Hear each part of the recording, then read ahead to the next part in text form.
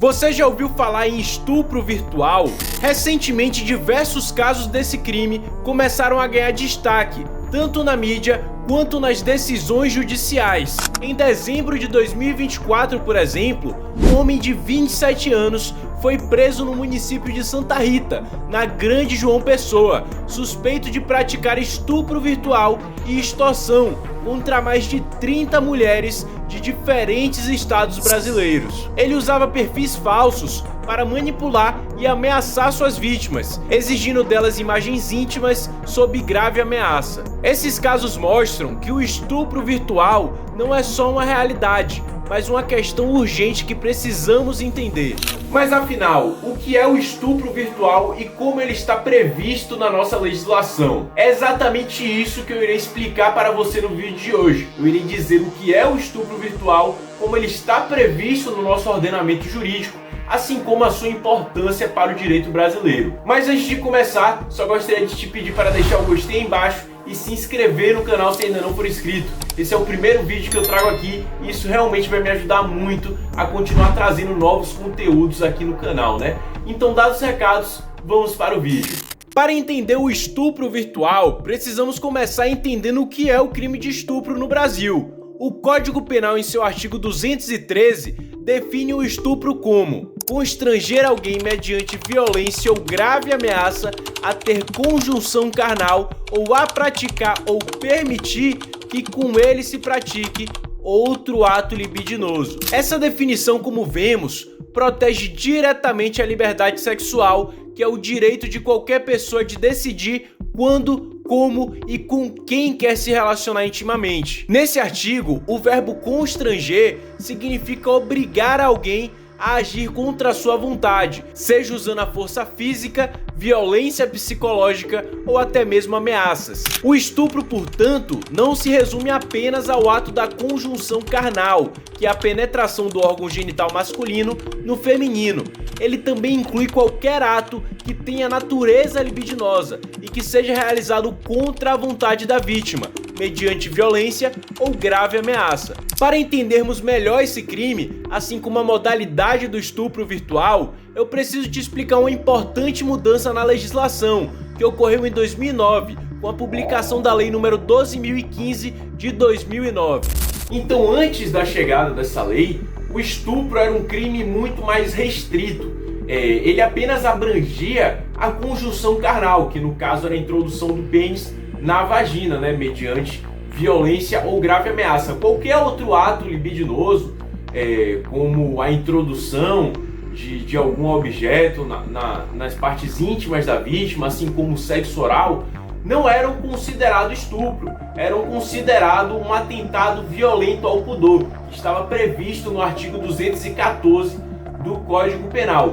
Então, com essa alteração legislativa, esses dois crimes se uniram e qualquer conjunção carnal e qualquer ato libidinoso que seja exercido mediante violência ou grave ameaça passou a ser considerado estupro, não sendo mais um atentado violento ao pudor no caso de atos libidinosos praticados mediante violência ou grave ameaça, como era antes dessa lei que chegou em 2009. Essa mudança foi de extrema importância porque ela passou a reconhecer que a violação da liberdade sexual vai muito além do ato físico da penetração.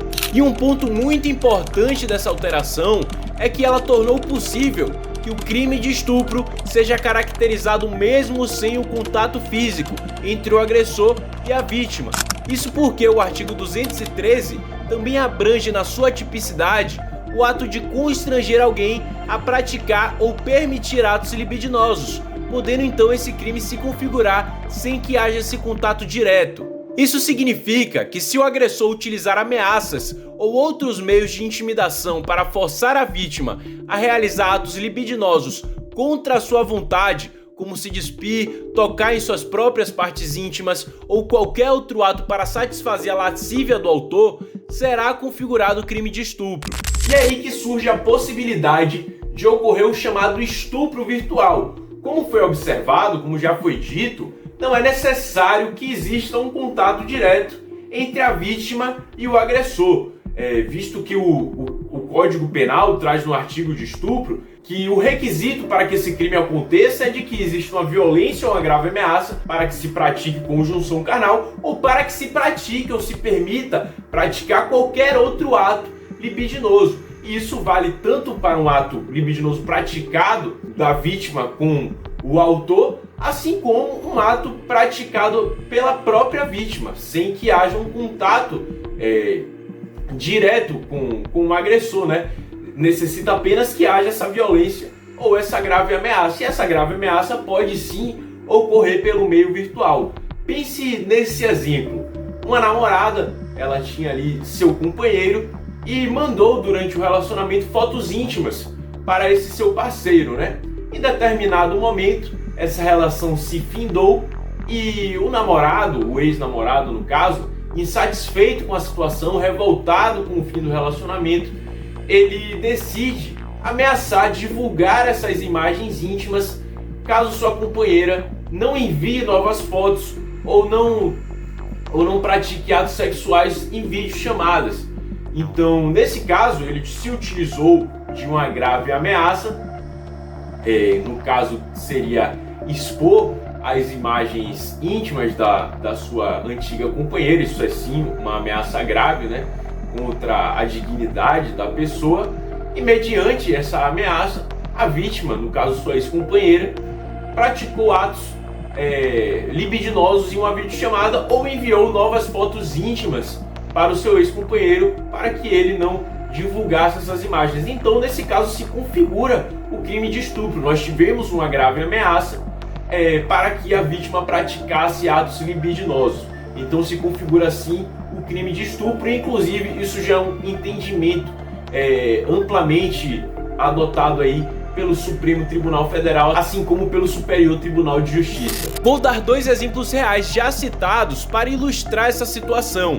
Em dezembro de 2024, no mês passado, um homem de 27 anos foi preso, suspeito de praticar estupro virtual e extorsão contra mais de 30 mulheres. Ele criava perfis falsos nas redes sociais, ganhava a confiança das vítimas e depois as ameaçava com a divulgação de fotos íntimas, forçando-as a enviar imagens ou vídeos. Outro caso recente ocorreu em novembro de 2024, onde um homem foi condenado a 10 anos de prisão por estupro de vulnerável, ocorrido pelo meio virtual contra uma criança de 11 anos. Importante então lembrar que o crime de estupro de vulnerável, previsto no artigo 217-A, também pode ocorrer pelo meio virtual. Diferente do crime de estupro, o estupro de vulnerável não depende nem da violência ou grave ameaça para ocorrer. Basta que o agente tenha conjunção carnal ou pratique qualquer outro ato libidinoso com menor de 14 anos, com alguém que por enfermidade ou deficiência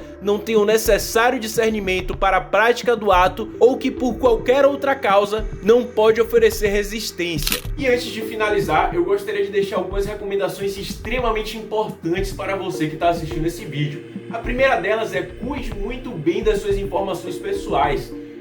Não saia por aí divulgando imagens íntimas ou dados sigilosos ou sensíveis para qualquer pessoa. A gente tem essa percepção de que o crime de estupro e de que crimes voltados a crimes contra a dignidade sexual, a gente tem essa percepção de que eles são praticados por pessoas distantes, por pessoas desconhecidas. Mas não, a maioria desses crimes são praticados por pessoas próximas, principalmente o estupro de vulnerável. São crimes exercidos por autores que estão próximos à pessoa, autores até mesmo, em grande maioria, de dentro do núcleo familiar.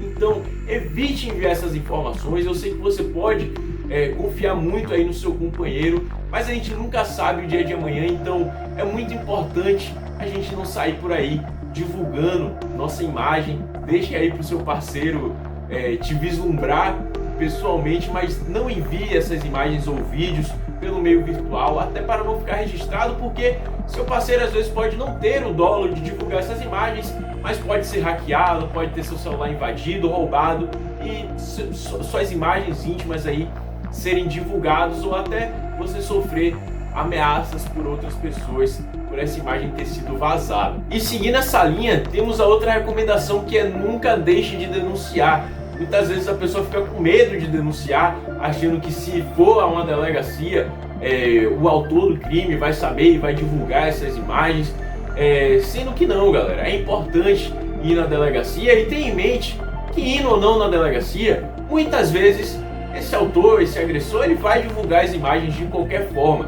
Então é muito melhor, antes de ceder a qualquer ameaça, a qualquer chantagem que esteja sendo feita, se direcionar a uma delegacia para denunciar, e eu tenho certeza que os policiais vão te ajudar a solucionar esse problema da melhor forma possível. Existem delegacias hoje em dia especializadas em crimes virtuais, assim como existem delegacias especializadas ao atendimento à mulher. Então, se você for vítima dessa situação e for uma mulher, existem delegacias prontas para te atender, e tenho certeza que existem profissionais lá extremamente qualificados para te ajudar a solucionar esse problema. E a última recomendação que eu deixo aqui é a de educar os seus filhos sobre as redes sociais, sobre os riscos que existem nesse meio virtual, e além de educar, monitore. Olhe o que seu filho anda acessando, olhe com quem ele anda conversando. Eu sei que é muito importante preservar a privacidade também dos nossos filhos, principalmente quando já são adolescentes ou já estão em uma idade mais avançada. Mas se você possui um filho ou uma filha que ainda é criança, que ainda está abaixo dos 14, abaixo dos 15 anos de idade, monitore, pegue o celular ali para ver o que ele está acessando, o que ela anda acessando, porque infelizmente muitos desses crimes contra a dignidade sexual são praticados contra crianças. Já dei um exemplo aqui no vídeo de um caso que ocorreu com uma menina de apenas 11 anos de idade. É realmente muito triste isso, mas infelizmente acontece. E para evitar que isso aconteça e continue acontecendo, é necessário que a gente instrua muito bem os nossos filhos, assim como faça ali um monitoramento do que eles estão acessando. Infelizmente são crianças, não possuem a noção do que pode, do que não pode ver, de quem é confiável ou não para se conversar, e muitas vezes elas acabam sendo enganadas e caindo em situações muito tristes e muito complexas de se resolver, que vão causar traumas aí permanentes nessa criança. Então, basicamente, essas são as recomendações. Esse é o crime de estupro virtual. Espero que você tenha entendido. Se entendeu, comenta aí embaixo se você gostou dessa, entre aspas, aula, né? Eu tentei trazer aqui de uma forma mais lúdica para que fique mais fácil de entender, tanto para os acadêmicos em direito aí, assim como para pessoas leigas. Então eu espero de verdade que você tenha gostado. Esse foi o primeiro vídeo que eu trouxe aqui, e se gostou, deixa aí um gostei embaixo, e lembre também de se inscrever no canal se ainda não for inscrito, para me ajudar e me motivar a continuar trazendo novos conteúdos aqui para você. Espero que você tenha gostado do vídeo. Obrigado a você que assistiu até aqui, e até o próximo vídeo.